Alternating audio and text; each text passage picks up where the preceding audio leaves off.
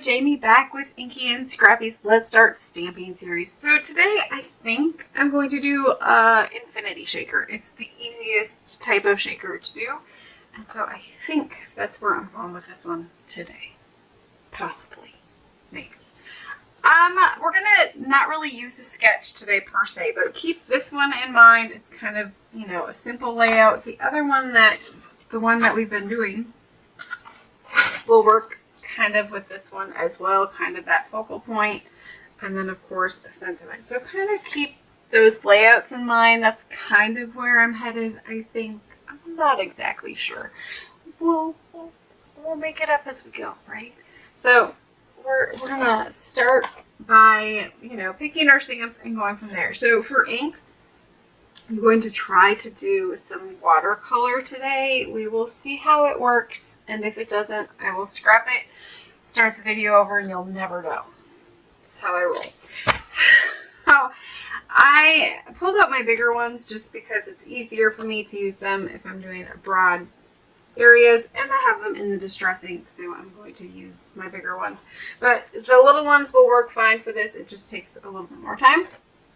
So keep that in mind. I think I'm going to use Salvaged, Patina, and Uncharted Mariner in my distress inks, but that shaded lilac might work as well. I'm bringing in just a sequence mix for my shaker bits. You can use pretty much anything for shaker bits. Glitter, confetti, old like leftover diamond dots, if you have those work very well as well. All of those things kind of work for shaker bits.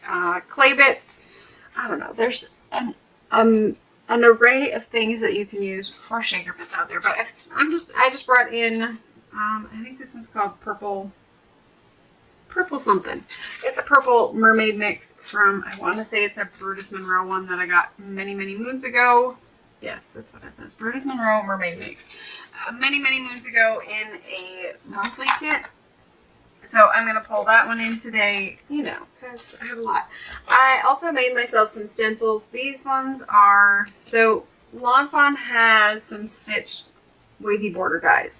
And so I just take cheap craft plastic and cut out those wavy border dies to make myself stencils. But you can cut your own, just kind of do, even your cloud stencil will work upside down for waves. You don't even need to do waves. You can definitely just do kind of a mixed media background or look for pattern paper that's waves. Those types of things will work wonderfully fine. I am going to bring in, and then of course we need some garbage. So old packaging works really well for this. It's thin, like a thin acetate, and it bends easy. So I will show you how to make that into your shaker bit. The other thing you're going to want is probably some score style tape to kind of adhere it, or tape runner works as well. Today I am going to use my Sparkling H2Os. I don't use these a whole lot, but I pulled them out yesterday and worked with them, and I had fun with them. It's been a while since I've done them. So I'm going to bring those out today, and we'll see. So mine gets stored in this right here, and I made myself a palette for the top. So I just did cut circles and kind of glued them in each one and then colored. So I kind of know which color is which in my palette. I hope that makes sense to you. But I will set that one off to the side. I'm also going to use some blending brushes. I'm kind of going all out for a simple card today, aren't I? Please forgive me. Okay, so we're going to start with our Bristol Smooth cardstock and, of course, our paper card. So I want this one to measure. I'm probably going to cut it down because I'm fine with a little bit of a border. It kind of helps with making your infinity shaker work well. I don't know. You can do a full card front. You just have to have a separate, you know, I'll explain as we go. So I'm going to cut this one down to 5 1/4 by 4 inches. This will just give me a very light border all the way, small border all the way around. So I'm going to take that one, and then for my stamp, I'm just going to come in here. I need to cut this one down. Let's go that 3-inch mark. Should get me what I need here. I'm not that worried about cutting this piece down yet because I'm obviously going to stamp on it. So I'm going to have to cut out my image anyways. Let's set that one up to the side. And let's start with our mermaid here. So today I am using Inked Juny for May of 2023 from InkyandScrappy Stamps. It is, as of the taping, it was currently in stock yet. I just picked it up last month, I think. I love me a good mermaid stamp. And so, you know, I have a few. Any mermaid stamp would work with this style card. Now, usually we use the Hero Arts Intense Black Ink or Fawn's Jet Black Ink for alcohol marker coloring, all of it, like watercoloring. And you can totally do that with this one. I kind of want a no-line feel to this one, so this is how I'm going to do it. So I'm bringing in Tim Holtz Distress Ink Antique Linen. There's multiple different inks out there for no-line coloring if it's something you want to try.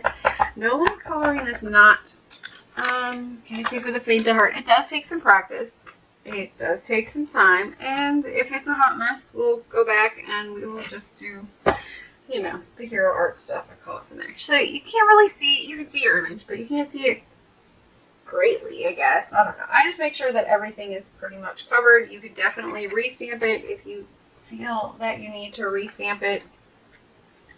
Maybe I should have done it in Intense Black. I guess I'll find out. Oh, did we wiggle? I don't know if we wiggled or if we moved it. Well, we'll stamp it and we'll flip it if we need to flip it. No, I didn't have it lined up perfectly. Okay. So I did stamp it twice. It's going to give me a little bit better of an image to color with. Okay, so I've zoomed in a little bit. It's still fairly wet. I can see that it's wet on this end. So, you know, it, again, Bristol Smooth takes a little longer to kind of dry or set. So for my colors, because I'm using that purple and blue and that Salvaged Patina, let's see, I kind of want to go, whoops, let's flip it so we're the right way here. I kind of like this one for my purple. This one's kind of pretty too. This one would go well with the other. I'm just picking some. I don't exactly know what I'm going to use them on yet, so I'm going to go with the brown tone. And this one's kind of a nice tan color. What else do I need for? I need, well, hair, obviously. We could do Little Mermaid hair and go orange, but that would stark contrast into it. I have a teal and a purple. Whoops. Just me spilling water. Let's go with this one as well. I think we're good. Now if I can remember which ones I've added water to, we'll be doing pretty good. So I usually just spray my watercolors that I plan on using. It helps I guess wet them, so time-wise, hopefully it doesn't take as long to pick up colors and all the things. So I just have two little paintbrushes here. One is a 30-0, I don't know what that means, and the other one is an 1/8 inch. So a 3mm. This one doesn't really tell me. So these were just cheap paintbrushes picked up at either Joann's, Walmart, or wherever. I picked the bigger one just because I know the tail is going to be a little bit bigger, and so I wanted to add that one in. So when doing some no-line coloring, I'm just going to pick up my first purple here.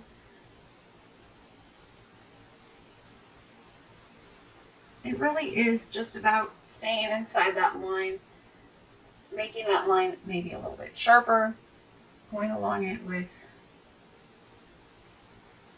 your darker tone to kind of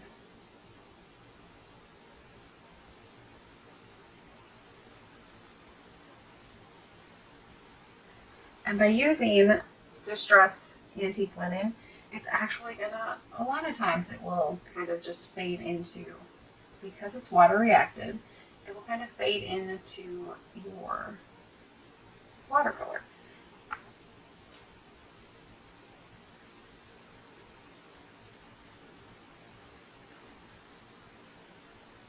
The other ones that I have used, Fawn has one that's called, which one is theirs?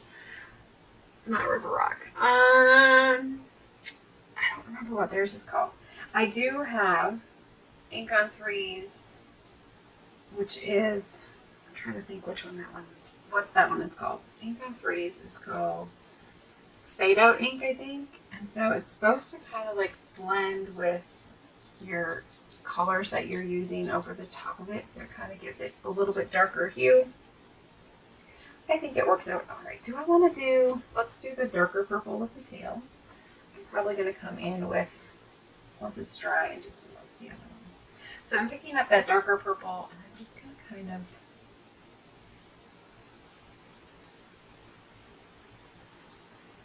mix them on my palette, I guess. So I have that lighter purple on the tips here, and I'm just going to bring in that darker one.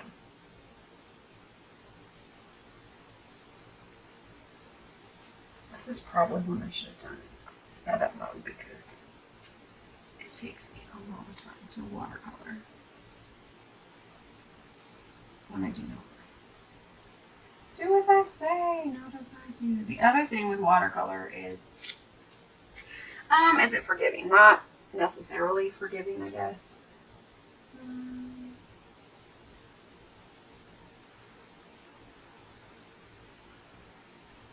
think we're good there. Seashells. I think I want to do those. Let's do a little bit of the darker purple in here.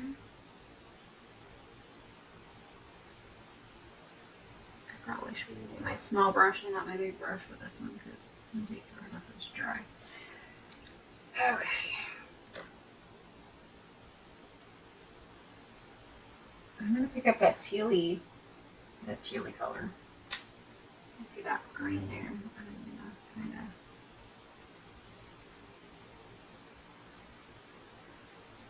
going to kind of, I want to mix them or paint them when they're wet on wet for this one because I kind of want that purple and that teal to kind of mesh together.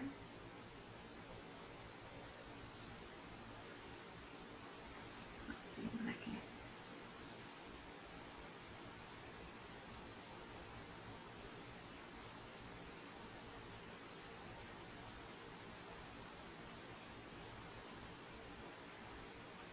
I don't know if I got fine definitions there, but we're gonna let that dry for a little bit. Let's go on to her hair. I think I didn't do the orange right. Let's see. If I do her skin tone as dark, like the lighter of the two browns, and I go with the darker brown for her hair. Let's go that route. And we could definitely add some color into her hair here.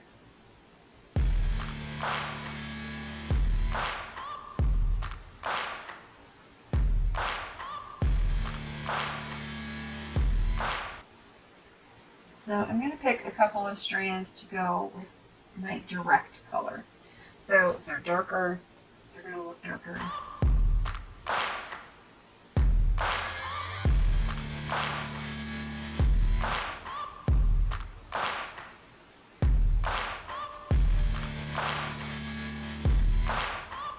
I'm going to lose it on the other side. Okay, here we go. And we'll go back.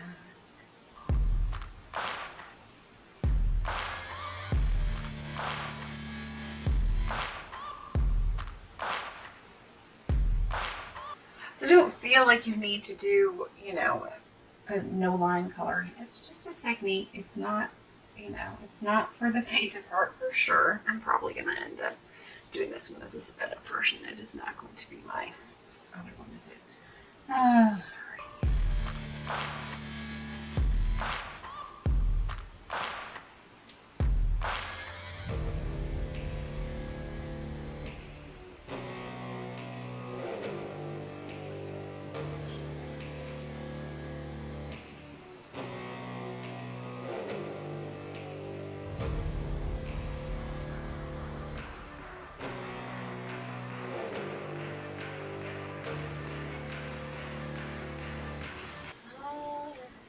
Don't be afraid to flip this one this way and that way to keep your hand out of wet paint.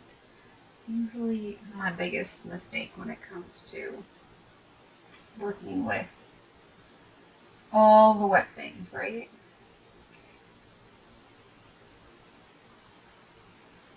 I love the beads and the stuff in her hair, but I just don't think I'm going to be able to get enough variation with the no line to make it work for me. So I'm not going to stress that one. All right, so I want to kind of pull this one out here and add a little bit of water to it to kind of change my color a little bit. I hope that makes sense.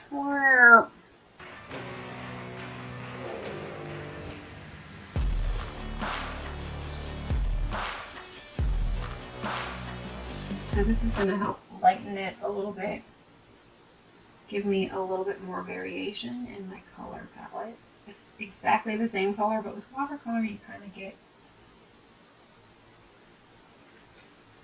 you know, the more water you add, the more I guess, muted tone you get, or the lighter tone you're going to get with it. So it's the same color, but it's just going to be a lighter shade.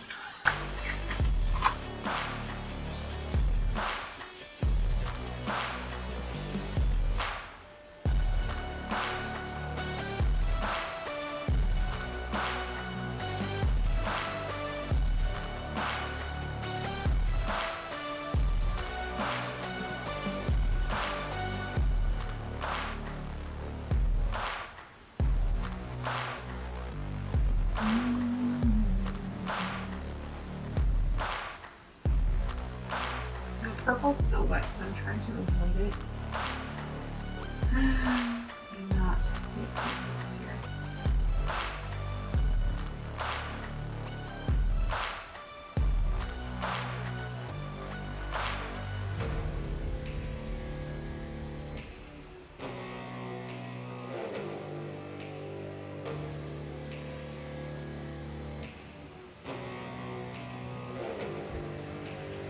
All right. Pull in a little more water. Hopefully this will give us another new shade. And I'm just going to come in and kind of fill in the rest here. I'm going to leave some random strands that I can come and hit with some actual color later.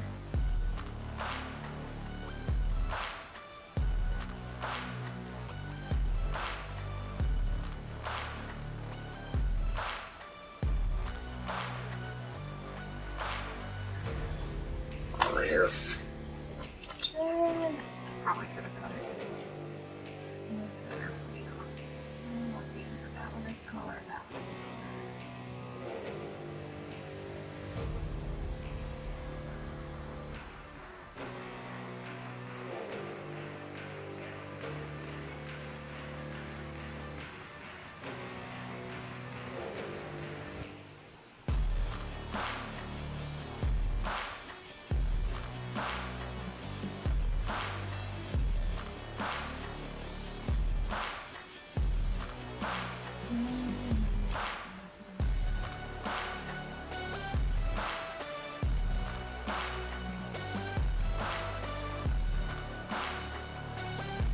Leave a couple in there so that we can frame her face with some coloring.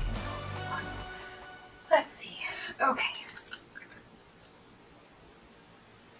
I'm going to hit this with a heat tool just to dry it a little bit. Oops. Okay. So I kind of hit it with just a little bit of you know, there's still parts that are way too wet, but I think we're going to make it work. Hopefully, we're going to make it work. Do I want to do teal? I think I want to do teal.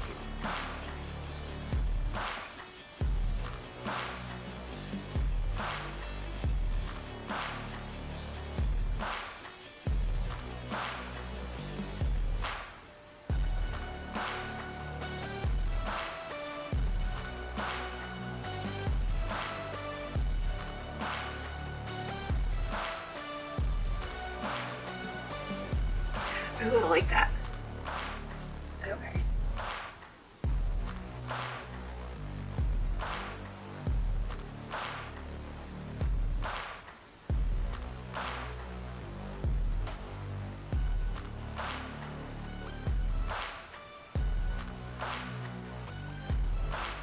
I think I'll be able to add in just a little bit of purple here.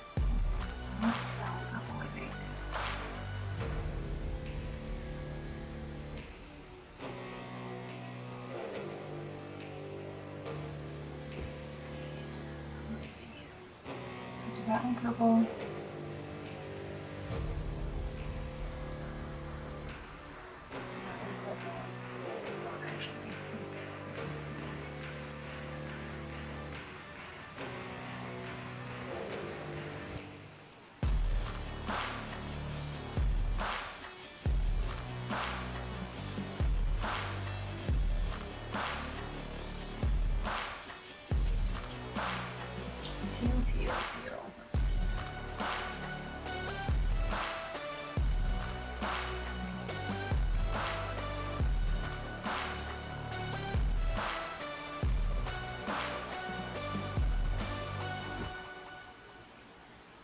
Keep in mind the original stamp image. So if you keep the stamped image or the image that you know it's supposed to look like, you can definitely kind of come back in and say, okay, I know that she's supposed to have a bead here, so let's just put a bead of, you know, teal there to kind of add some color, maybe that you wouldn't have added otherwise, or that, you know, it's harder to add straight on there.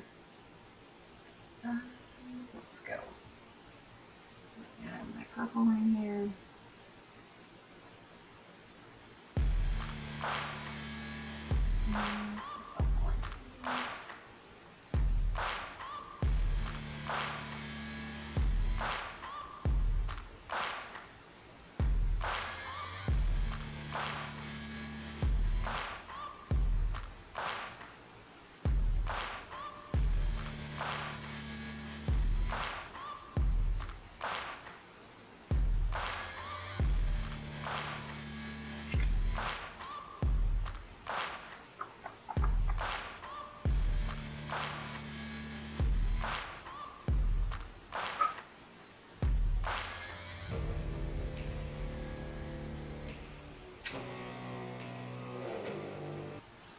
There we go. I think her hair is good. We just have her faces I'm not great with, so we'll see how this one turns out. I don't think I added.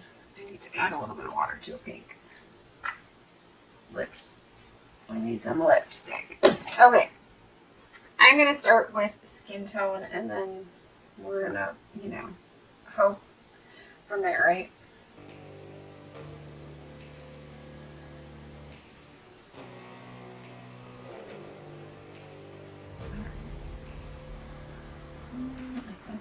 Some more water on that one.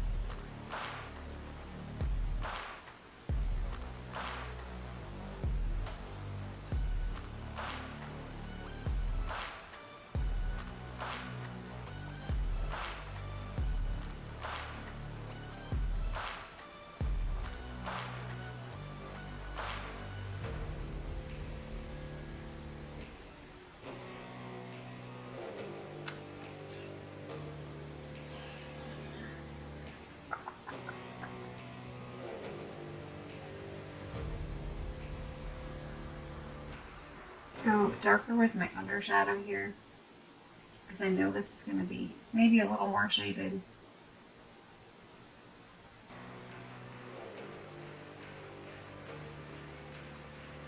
And really, if you're doing no line coloring for the first time, feel free to use a huge image.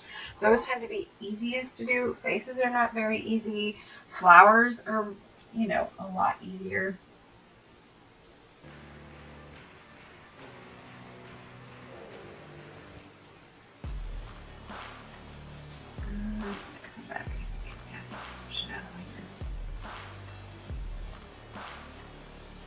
I want to get it covered with that lighter tone. I try to work wet on wet with watercolor just because you'll get a better, smoother transition or blend. You won't get that harsh line. But sometimes that harsh line is nice, you know, for definition. So don't feel like that harsh line is bad. It's good. Kind of the same with alcohol markers. If you don't like it the first time, you can definitely go back and hit it again with the second layer. And a lot of times that will help smooth out certain things. So, like, I feel like her chin line here gets lost. And so I'm just going to come in and add a little bit more darkness to it. Because it's technically going to be darker. You know, going to hit the shadow a little bit more. Kind of like her clavicle there is going to have a little bit more shade to it. And then the underside here is going to have a little bit more shade to it on the bosom. So there we go. And then, shoot, she deserves a six-pack. There we go. And then, let's see, the armpit here, a little bit more definition. Using a small brush is usually, you know, the best thing that you can do, at least for when it comes to adding in detail work and those types of things. Now, I didn't do a lot with her eyes. I think I'll hit those with the gel pen. I have better control with the gel pen, and it'll make my life a little bit easier. Let's see here. I wanted to add, I didn't end up bringing in this lighter tealy color, did I? I did not. Let's do that one on. We're going to add just, so looking back at my stamped image, okay, so if you lay that over the top, you kind of see a little bit more of maybe where some of the detail is that maybe you missed, and you feel that you want it to come back in. Oh, way too much. It's way too thick. Okay, so here, pull this one up, and then I want to do some little bumps. They're still there, like you can barely faintly see them. If I bring this up, I don't know if the camera is going to pick it up. Probably not. Okay, so you can kind of see that they're there very faintly. So you have to get, I have to get close with my eyes to be able to see them. So I don't think, you know, the camera is really going to pick up on that.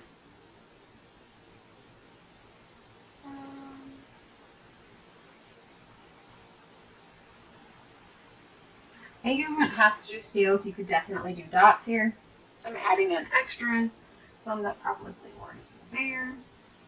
But you can definitely just go in and add some dot detail. And that's going to kind of give you that shimmery, multi-tonal mermaid tail as well. The other thing I want to do is kind of come in and maybe highlight some of these streaky lines.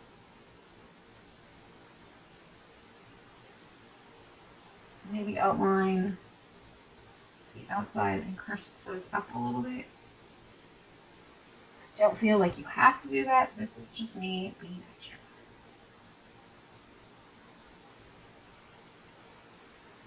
And because I was afraid this was going to go over, yeah, you had a lot of commentary that probably would have been in there. Okay.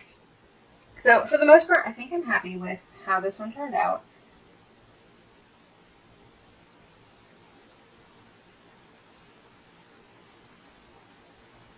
And let's do, I want to just hit and give a little bit of definition to maybe the parts that I feel got lost in the watercolor here.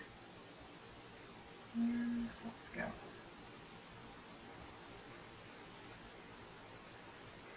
I'm going to come back in with that darker purple. Rinse out my brush. I hope I'm still on camera. Okay.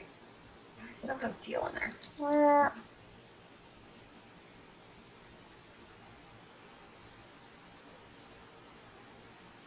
guess I picked up from there. I want to add a little bit of that darker purple in there. Just to give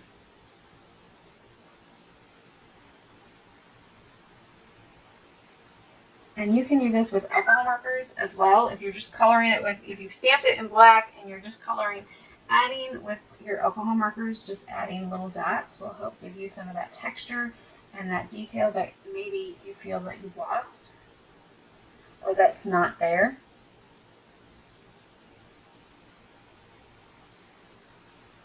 I think we're good there. Okay. Oh, I want wanted to do her bracelet yet. Teal or purple. I think we're going to go teal. I'm going to pick up this green yet again. I'm just going to come in and add in that bracelet. Okay. I like how she turned out. Okay, I'm going to let this one, I'm going to sit this one off to the side, let her dry, and then we'll come in and we'll add in the rest of the detail with that one. So let's clean off our mat here. I just want to make sure it's mostly clean or dry so it doesn't hit all of the other things, right? Okay, I'm going to close up my palette, set that off to the side, and let's bring in this piece. I think she's going to be fairly large, so I think we're going to go this way. Now, if you don't have distressed inks or you don't want to do the distressed ink, you can definitely use those same watercolors. You know, pick a couple of different hues, water them down, do a wash on here, and go that route. Let's see, I think I want lighter to the top, darker to the bottom. So I pulled out some, this one is, so I kind of have my stencils here. I'm going to start with this blue one and hope that I get the Salvaged Patina look and not a green look. I tried the green brush. It did not work. I edited that out for you because this is going to be a long enough video as it is. So kind of make sure you're starting off slow. I usually start off of my stencil to start with, and then I, you know, go a little heavier handed as I work my way down. So for this one, I just want to add in some waves. I'm not too picky about them. I just don't want the same wave all the way down right on top of each other. I hope that makes sense. So like if I go this, it'd be the exact same one. So you can use just one. If you make yourself one wave stencil, you'd probably be fine. You can just move it this way and that way. Flip it over. That would work. If you're using clouds, come opposite way that you would think for making clouds, because if you turn your clouds upside down, they kind of look like waves. So that's one way to go about it. Like this one, I can go this way and make my waves kind of come in from the other angle.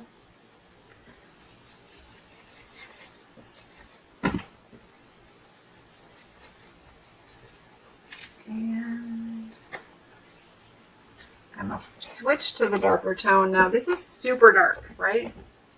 So I'm going to pat it off a little bit, kind of come in here and start very light-handed with that Uncharted Mariner.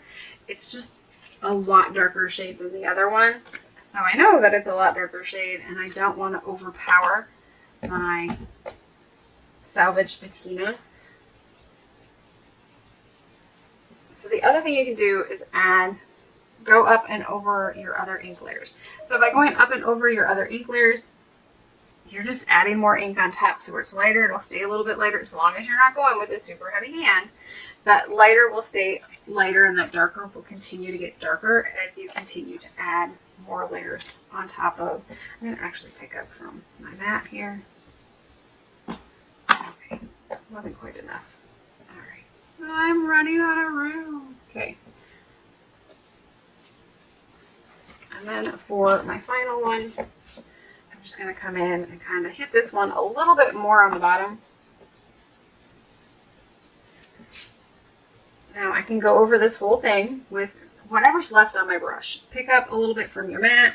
Just kind of, it's just going to kind of darken it up a little bit. Now I'm not going to do this just because it's going to take way too much time on camera, but you can definitely come back in with, I'll just do this one spot here. So let's see, on our original, so we have that extra kind of in the middle, like that strip. So we're going to pretend that this is the strip, right? So go in and go over it again with another layer. Waves have, you know, waves, the ocean has multiple layers of ripples and stuff. So don't feel like you can't go over it with another layer and give it a little bit more depth and interest. So if you don't love how it looked at first, keep going back and forth, and you'll, you know, build up those layers and it'll look cool. It's water. It's supposed to look layered. The other thing you can do with this one, don't feel like you need the waves. You can definitely just do you see how this one is just kind of like that wavy line and it looks like water? We did that, I think, on the first card we did, right? Yeah, I think so. So the other thing, because we're using a distress oxide ink, or distress ink, it's not oxide, sorry. It's still water reactive, right? So I'm just going to add a little bit of water. The other thing I'm going to do is spray a little on my mat here. I'm going to take my bigger brush and just kind of pounce some water droplets on there. This is going to add some more interest, some more texture, and it's, I don't know, I enjoy splattering, or, you know, adding texture to my things. Of course, all of this is shimmery and shiny because I'm using that Newton's, what is it, Winsor & Newton iridescent watercolor additive or medium. So if you don't have Sparkling H2Os, that is how you make Sparkling H2Os. So any regular watercolor palette. So yes, even a cheap Crayola one, and use that Winsor & Newton iridescent watercolor medium. Just add that into your water or your mix, and it will give you that shimmery and shine that you get with that one. So there's my panel. I'm going to let this one dry. We're going to move this one back in. It's still wet in spots, so I think we're going to heat set it again. I will probably edit out the heat setting part. Okay. I tried heat set. I don't know if it's dry or if that's just the shine to it. You see the shine? Yeah, I think it's mostly dry. So for this one, I'm going to come in with some jelly roll pens. So this is a way to kind of add details into no light coloring without, you know, hopefully without mucking them up. I'm not that great with a brush to be able to add in all of those details, and so a lot of times just coming in with a white gel pen to add in my eyes, those highlight areas. Oh, I didn't do her lips. I have to come back and do that, aren't I? Okay. So the other thing is to make sure that your gel pen is actually working. So I don't use these a lot, and so it's sometimes getting them primed again to make sure that they're going to work well. This one is a glaze pen, so the glaze is going to give it kind of a raised, glazed look.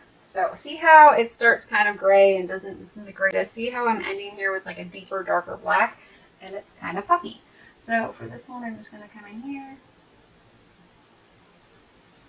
and add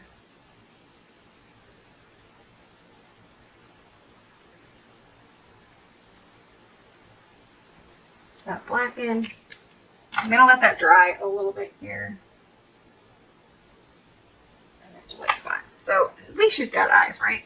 Let's bring this back in quick and add her lips. You could definitely go in with a gel pen at this point and do, let me try this out, do a dryer.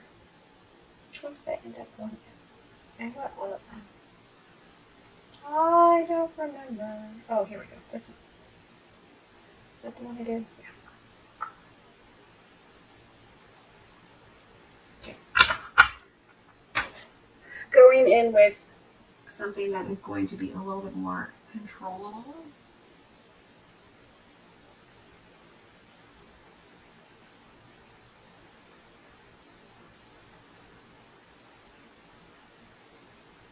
Oh, I like it. Okay. The other thing to do is I didn't do her eyelids either. Or eyelids. Her eyebrows. So let's go and grab that darker brown again.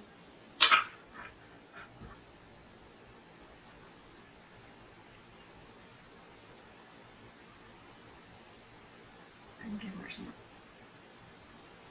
brown here. I don't think I picked up the right one. I think I picked up the wrong one. Alright, I did. I picked up the wrong one. Okay, let's try this again. Go back in with her hair color. Okay. I have way too much on my brush. So making sure you just have a little bit on there will help get your finer line.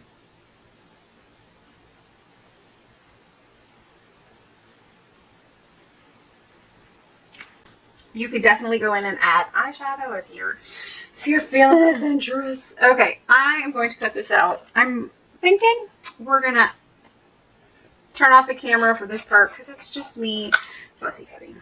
If you have the die and you were in lines, you could definitely use a die for those things. This one does not have a die. So I will be back as soon as I'm done fussy cutting. So I'm done fussy cutting. I'm just gonna add in just some little white spots on her black eye or her pupils there just to give them a little bit more life to it. And so there is my cutout image with all of the extras. So it's not focusing the greatest, but there it is. So I have my scrap piece here. So I'm just going to take this, run it through my cutter here. So I want to make it a little bit bigger than what my piece of paper is. So my piece of paper is 5 1/4, right, by 4 and by 4. So I'm going to cut this down to, it can be a lot bigger. So I'm really only going 1/4 inch bigger. So let's go cut it the other way. So I want to do about 1 inch of extra, because that gives me a 1/2 inch all the way around, right? That did not cut very good. Okay. Maybe. There we go. So 4, and of course I'm going to have to cut this one. I'm going to cut that end open because I only need one side of this. So I'm going to cut this one at about, let's go a little over 6. I mean, more is always better than too little. Okay. So I actually have 2 pieces cut. The other one is actually still in my cutter. Oh, my nose itches. Excuse me. Okay, so we're going to turn over our panel. It is dry now. I need that double-sided score tape. Well, you know what? Let's just see how the tape runner works. So I want to make sure that I have a full line of tape all the way around. 3 sides to start with. All right, so we're going to bring back in my sheet here. So, you can't really see it the greatest, but it's here, right? So that's my top. I mean, it really doesn't matter at this point, but I kind of want to go, do I want my girl underneath? I haven't decided if I want her in. Do I want her on the top? So you can put her on top of, or you can put her underneath. I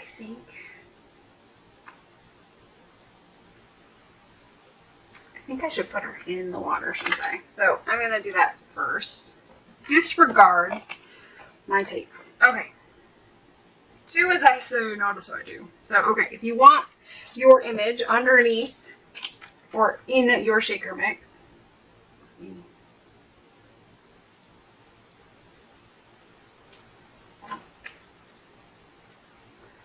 oh, we were doing so good with this one yesterday.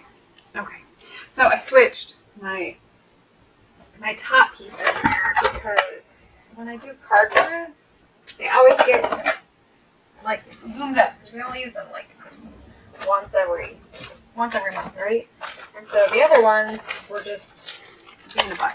So I picked up some pre-bent needles. These are pre-bent. You could go definitely with the straight ones. I think the straight ones work very well too.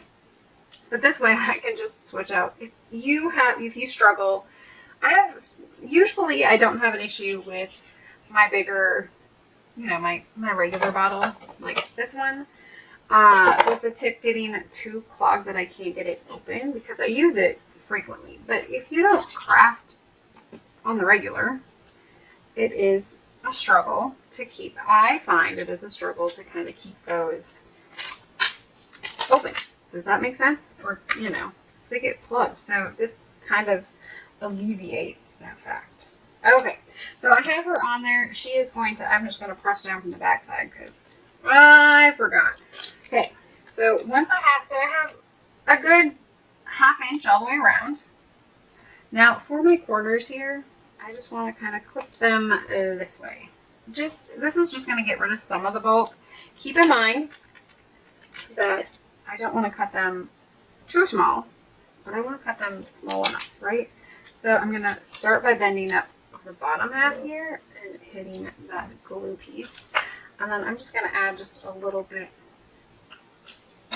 of adhesive onto the bottom there. And then I'm going to do my other side. Now for the other one, I want to make sure it's loose enough that my sequin mix is going to wiggle around. So I don't want to fold it like super tight. You know how you're wrapping a present and you want it to be nice and crisp and clean sometimes? Well, I want this one to have a little bit of wiggle room. So here's hoping I left enough wiggle room.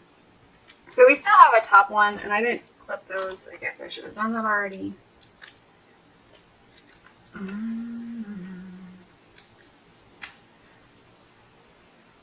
going to clip them a little bit here. So it's, yeah, this one's not going to. Okay, clip all 4 of them at the same time. I'm horrible at remembering to clip, so that is why. All right. So this one, you can definitely put an adhesive piece here. You can do your score style tape on the top. We're going to go with this one again. Here's hoping that it sticks well. I'm going to go all the way around there. I'm not going to fold that yet. I want to put my sequence mix in there before I close up the top. So this just makes it super easy to add sequins to it. Do I have... I'm looking for my spoon. I don't see my spoon.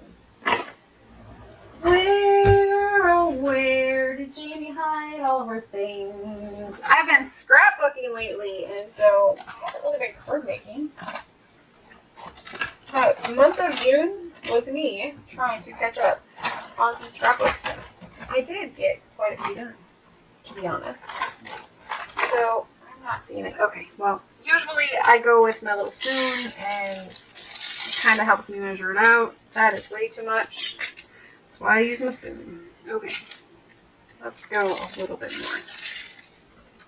I think that's a good shakeable amount. Is that good? I think we're good. You can definitely add glitter in there. You can add, I do have some mermaid ones. Let me see if there's some, I think some seashells would be kind of cute in there. Let's see here. Oh, stars. Glitter shapes. Is this one? That is not. This one is not. All I can find today. Here we go. Okay. So these ones I picked up at Target like in 2020. Okay. So let's see. I don't want to do the mermaid tails because there's already a mermaid in there, but those little shells are kind of cute. So let's do a couple of those in there. It doesn't have to be a lot. But yeah, you know, the mermaid's just gonna... But I already got a mermaid in there. I don't need another. Okay, so that just gives it... There's some shells in there. That's kind of cute. Alright, so I have my sequence mix in there. I'm happy with it. And then I'm just going to fold over the top. Again, I don't want this one to be super tight. I want there to be a little bit... Well, I definitely could have gotten it a little bit tighter than I did. I don't think I'm going to be able to pull that one up. Nope. Okay. It is stuck.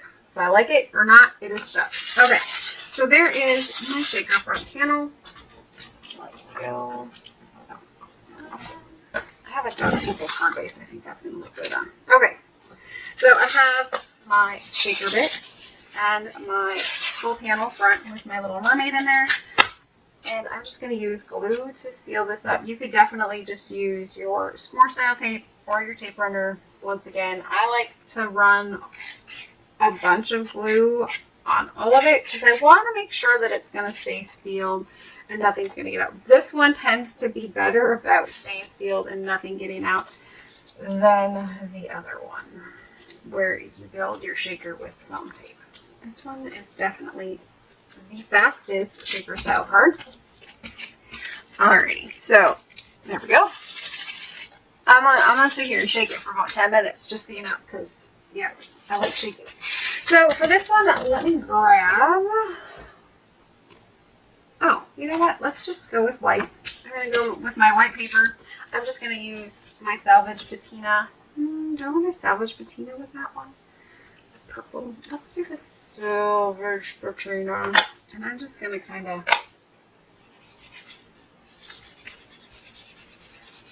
rub this on my paper to give me a coordinating colored cardstock. And then we're going to go with, I think we're just going to go with the Hero Intense Black Ink. And I'm just going to use my sentiment, never be afraid to make waves. That comes with the stamp set. Where's my stamp platform?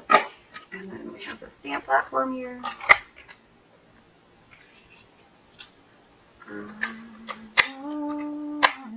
Okay, we're coming back in with this one.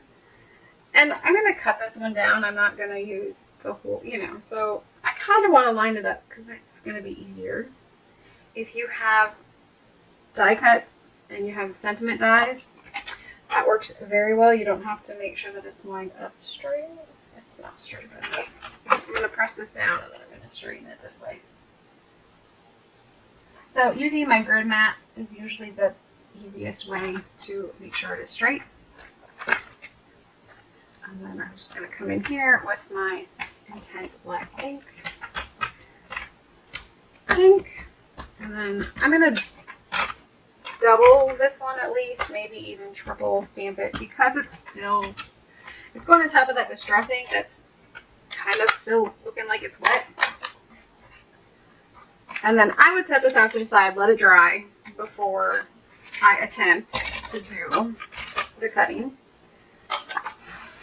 But this is me, so I'm about as patient as a grasshopper. That feels threatened. Okay. Oh, I made a mess. Wonderful. Wonderful fun. I think we're good there. I've got sequins all over my desk.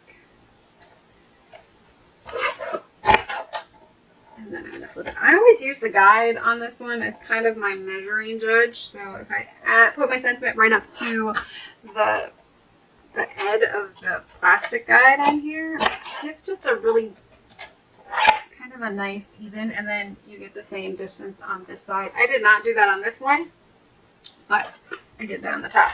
Well, close to the top, I think. Okay, so I think we're good there. And then we're just going to add this one. Score tape probably works the best with this one. I'm going to use my tape runner, and then I'm just going to do a couple of dots of glue. Be very careful when adhering this one if you add glue, because if you adhere it and then pull it back up, that glue is going to stick onto your acetate piece, and it's going to leave, you know, bloopers behind. So I'm thinking I can go here. So very much kind of like the first card layout we did, right? Instead of a square, we're just using this image as kind of my square on the top with my sentiment underneath. And then, of course, all the glitzy, glamoury, shaky bits. So that is our very first interactive card with the Let's Start Stamping series. And nothing special needed, a little bit of garbage that you can recycle and make it into, you know, a shaker card. So you do need sequins, but those are easy enough, I think, to find. Walmart has a fairly good selection of glitters, so glitter works. You know, I told you all the things that work. So don't be afraid of no line coloring. It does take some time. It's just a new avenue to go on around. You don't have to do it that way. You could definitely do regular stamping and color it that way. Lawn Fawns is jellyfish ink. Just be careful and make sure that your stamp is clean before you use said jellyfish ink, because you will make it darker and then it's not as no line coloring.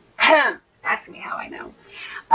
But, you know, if you have the Distress Antique Linen and you want to give it a try, give it a try. Definitely go with a bigger image. You know, this one was a little bit harder just because it's very fine and detailed. Like the little pigs will be perfect for that one. A bigger image. This one would be a perfect one to try no line coloring with. Those types of things. So keep those in mind. Don't be hard on yourself. I usually decide once at the beginning of the year there's a new technique I want to learn or something new I want to learn, and I will make it my goal for the year. And no line coloring was my goal probably 3 years ago probably. And you know, it's taken some time, but it gets there. And I can't say I'm great at it. I think I'm well enough at it, and so there's definitely better instructors on it out there. So alright, I hope you guys have an amazing rest of your day and keep getting inky. Bye. Wait, come back, we forgot to do the inside. Alright, this is just me being extra, right? Okay, so for this one, I don't know what I want for a sentiment on this one, so I'm just gonna add this one in here. I don't have a sentiment picked out. I don't even know where to go with this one. Like, seriously. You know, the front of the card. You can pretty much do anything on it. So you could do birthday, you could do thinking of you, encouragement, congratulations, you know, any of those would work with this one. And so for this one, I'm just going to do, for right now, I'm just going to add in my main image, so my focal image, throw that on the inside. I could have probably gone with the darker one, but let's go with that one. Do I want to do, ooh, purple would be really pretty on that one too. Okay, let's clean this up. Let's come in with, where's my purple? Because since we did purple on the other one, that'd be kind of fun. So let's just go and do a little bit of purple down here. So I didn't add a lot of purple, but I just did a little bit of purple on the tail there. And then on, I tried to hit just the shells on top to just kind of give it a little bit. You could definitely go in and kind of like spot. I've done a couple that lately that I've done some spot coloring on. That were kind of fun just to do a little bit, you know, maybe do color in just her lips or something, or just a couple strands of hair, or maybe you just want to lightly color in her tail or something. That would work and look well as well. But there's the inside, nothing too fantastic, but I thought it was fun to kind of pull it. And you could also do, if you're on top of it and thinking about it, I just did a bunch of envelopes with her on it because I wanted to play with her. You know, where did those envelopes go? Okay, I don't know where my envelope went. I had one already stamped out. Okay.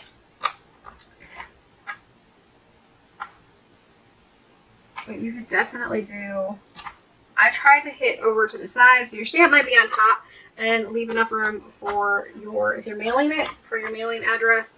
And then, of course, where your return postage will be. So I'm going to kind of do the same thing on the front here. Just hit this one with the Salvaged Patina. Maybe even adding in a little bit of this one. Stamp that out. I'm going to clean that one off. I want to hit a couple spots here with some purple.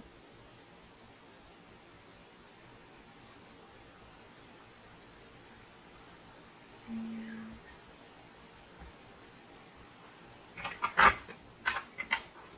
just kind of give it a little bit of a fun look. I kind of think her face needs to be a little bit darker here. Usually when I do like spot stamping, I kind of use the corner of my pad, or obviously I did the side of the other one that was darker. Don't go too dark. I like to keep it lighter, but this is probably okay. And then you have a coordinating sentiment, and you could definitely add, you know, your sentiment on the front of this one as well if you wanted to. I'm not going to today, but there you go. So the finished card and envelope with matching stamping on the inside and the outside. And if you don't want to color anything and that's what you want to stamp, go for it. Do it that way. And don't even feel like you need to color an image to make a beautiful card. All right. I hope you guys have an amazing day. Bye. For reals this time.